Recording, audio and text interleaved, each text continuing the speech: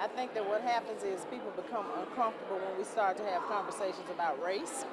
And so the immediate response is we have to get rid of somebody. So no, his comments did not warrant. And if you listen to the entire video and things are not taken out of context, then you can see the passion that he has for this entire community. Yeah. Yeah, you could definitely tell in the interview that he did not want to leave. Like, he really is invested in this community. I think that people have to make sure that we don't ignore the fact that just because a resignation was tendered does not mean that it was not forced.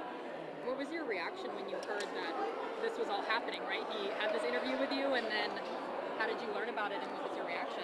Well, I was actually quite surprised, and I found out about it probably before a lot of other people found out that he was being, you know, targeted. I'm going to say targeted. And that there was this conversation about this video that was circulating because the video is not the nationally syndicated radio show, which is what he was on. And so whoever it was that took the opportunity to record a video for a group that's on Facebook is not somebody who was in the Facebook group. And so again, as I said earlier, that was somebody who had ill intentions from the very beginning. Yeah. And then coming here today, what was your hope that the community would take away from all the things that you said? You know, as I said, I was so excited about the fact that Greenbay, Wisconsin would have a black superintendent. And so I was honored and humbled that he did my show. So excited about that, and really felt like the landscape of Greenbay, Wisconsin was changing because I have relatives that live here. And so I know what the makeup of this community has looked like. So to appoint a black superintendent said to me, we are open to change. We are ready to talk, have these hard conversations and do what is right for children of color. So I was very excited about that because I really, in my heart, felt like somebody really knew that it was time for a change. And have you spoken to Dr. Tiller since the interview, or had any chance to interview I speak him? to lots of people all the time. Okay.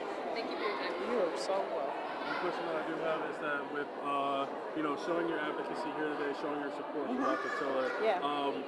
do you have any plans moving forward to continue that support, and, in what ways do you plan on doing that? You know, I would welcome the opportunity to work with this school district because we have to continue these conversations about diversity and inclusion. And even though they are uncomfortable, as I said earlier, when you looked in this room is a reflection of what the world should really look like in terms of the cultural diversity that exists here.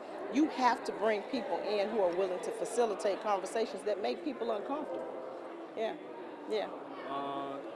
Just a side note in regards to who took the recording. Who took the recording? I have no idea. Yeah, I have no idea. Was it like a leaked video that just popped out? Or No, so I have a group on Facebook. It's Couch Conversations with Dr. Adrienne. And so actually I only record my radio show because my mother doesn't know how to get to the radio show either in her car or through the app. That's the only reason why I go live on Facebook. So the conversation was being had on the nationally syndicated radio show that I do, not a podcast. So that information that was taken, again, if that person had not recorded what was going on, they would have never even heard comments that were made. Yeah. Last question that I have is, and I might have missed this, you might have asked this, when this whole situation arose, what were some of the first thoughts that went through your mind, and what were some of the first things that you did? My initial thoughts were this is a very racist act and that he is being railroaded because he is the black first superintendent, and that you have a community that brought him here. You have an all-white school board that brought him here. They couldn't have possibly thought that there would never be conversations about race. And so that's what he was talking about, and it was very disheartening for me. Yeah. Thank you. Anybody else? Yeah, do you take issue with any of the things that Dr. Tiller said? Do I take issue with any, what, for example?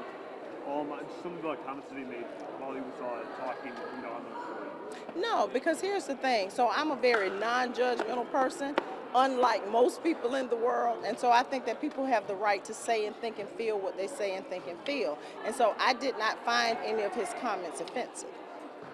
Yeah. Why was it important for you to come all the way to Greenbay? Well, you know, as I've said, having him on my show was an honor and a privilege. And so when I was invited to come into this community to help facilitate this conversation, I felt like I couldn't be anywhere but here today. Yeah.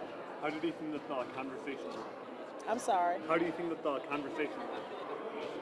You know, I think that this was an opportunity for people to hear some people express some things that probably have not been expressed as openly as they were today in this forum, and it was needed. And so hopefully from this, just like the former mayor said, that this starts necessary conversations and that you all will see a more systemic change in this community in terms of what your public officials look like and that they are more representative of the entire community. Yeah.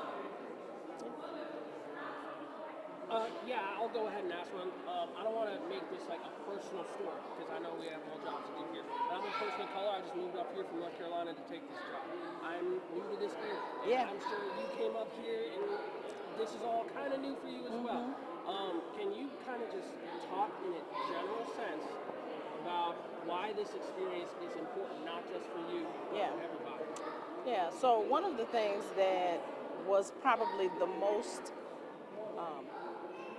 striking for me was walking through the Greenbay airport, and the first thing that I saw was this picture of the news reporters. I don't know which channel it was from, and I immediately thought, I knew that the news media personalities were going to be all white because they had been reaching out to me. And so from there, going to the hotel and going to a restaurant and feeling totally ignored and feeling like I am totally being ignored because I'm a black woman that's standing here. And so I'm used to it. It's not anything new, but it's definitely something that I'm willing to have a conversation about. And so I spoke with my tip when I left Zero to let you know that I am standing here, whether you want to acknowledge me or not. I refuse to not be seen. And so I'm not afraid to have those hard conversations, but there's definitely some more room for growth in this community. This was just the start of it, but I think that everything happens in the time it's supposed to happen, and so this was the perfect time for this perfect storm to occur. Thank you, ma'am.